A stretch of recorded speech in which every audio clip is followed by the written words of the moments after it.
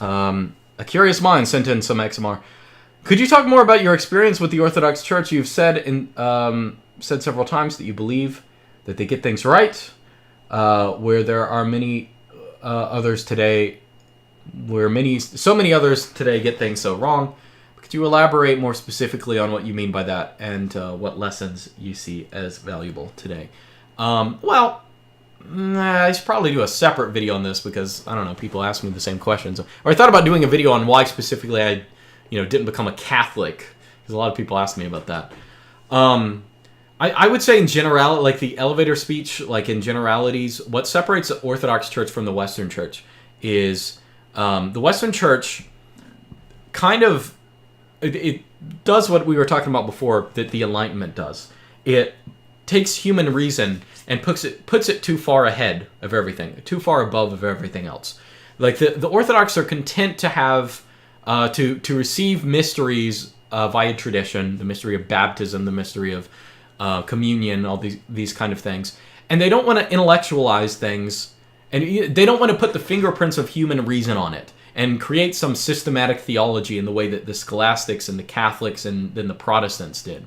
Okay, so what that means is that, in the West, people will end up innovating. So you'll add on doctrine, you'll develop doctrine in the Newman sense of the word, which of course he meant it to mean a good thing, right? Oh, as time goes on, the Catholic Church they develop more doctrine. They basically discover it, okay, in like a Rothbardian natural law sense, right? Whereas that's not what the orthodoxy, the view of orthodoxy is to cling to the traditions of the apostles, okay, and to keep things conservatively at that.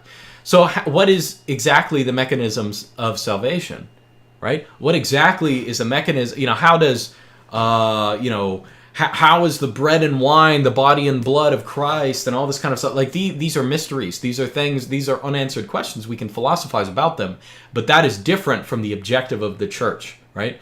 And so what you get with the Catholic Church is you have people intellectualizing, making all of these distinctions and all these kind of things that don't apply. And Protestantism is this reaction against it. Okay? Oh, here are these things about Catholic doctrine that are unsound. And instead of returning to orthodoxy, Protestantism is really just, it's a branch of Catholicism. They reject the Pope. They're not in communion with the Pope. But instead, they see that issue and kind of, diminish the value of tradition altogether, because they say, oh, look, the Roman tradition is bad.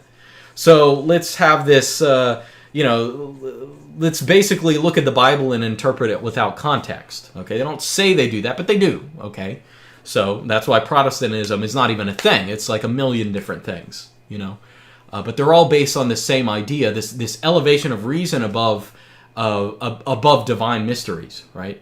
And of course, then above tradition, right? So now, if you want to create a Protestant church, you read the Bible, you squint your eyes, you find what you want it to say or what you think it says, and you create your own church, that has no connection to the Apostolic Church. That's just how it is. So there are lots of issues. I'll just say on any individual issue, this principle applies. Okay, where there's all this innovation in the West, and the Orthodox Church is just the Orthodox Church. It's just what it is, So there are many other things about it that originally I was unfamiliar with when I first went to a physical Orthodox church. But, those are like cultural details,